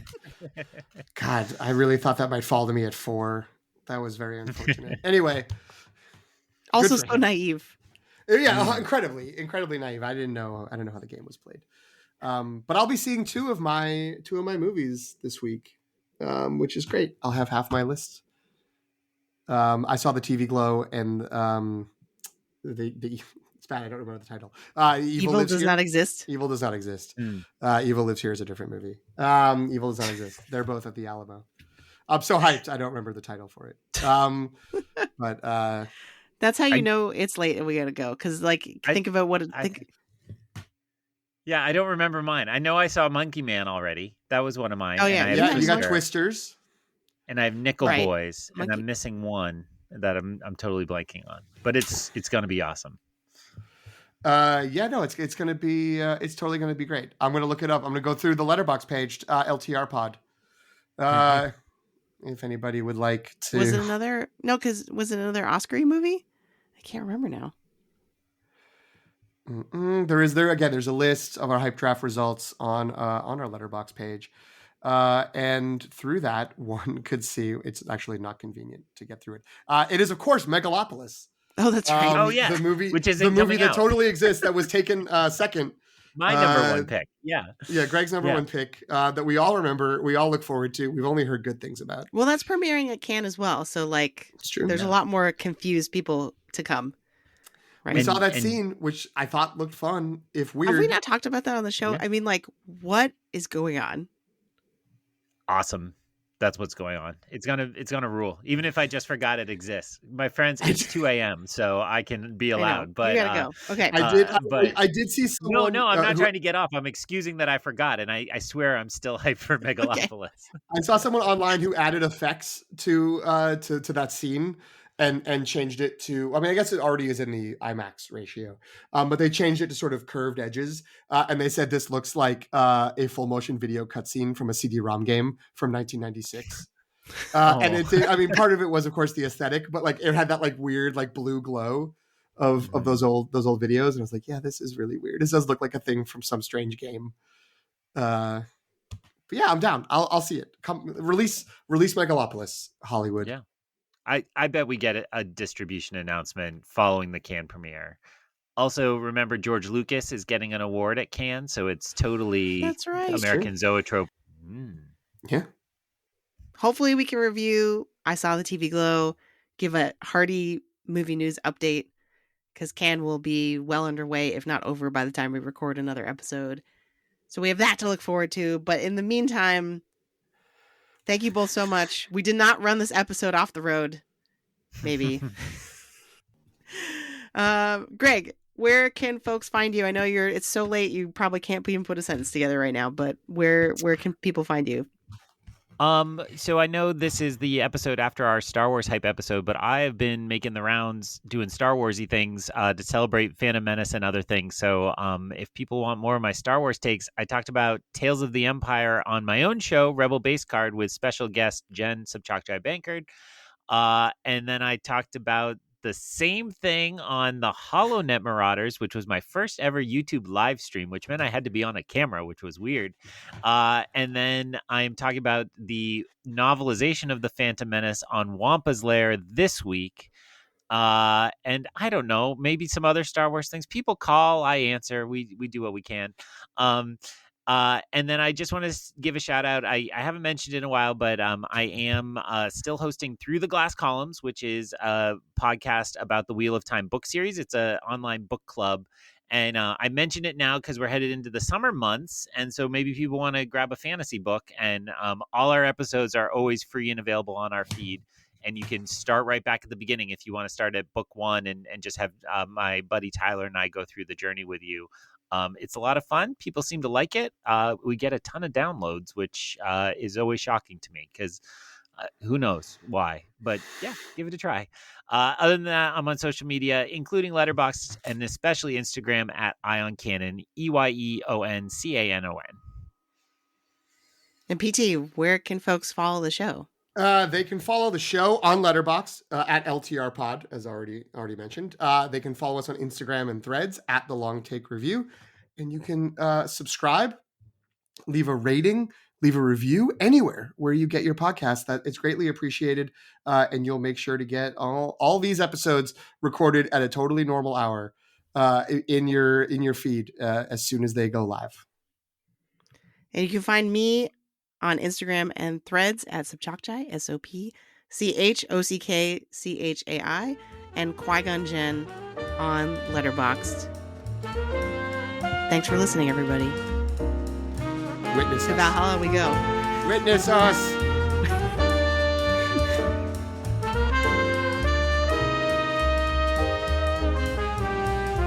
Thanks for listening. You can follow The Long Take Review on Substack at thelongtake.substack.com. Subscribe for free to receive new podcast episodes as well as written reviews of films with Oscar buzz and new films and series from pop franchises like Star Wars and Marvel.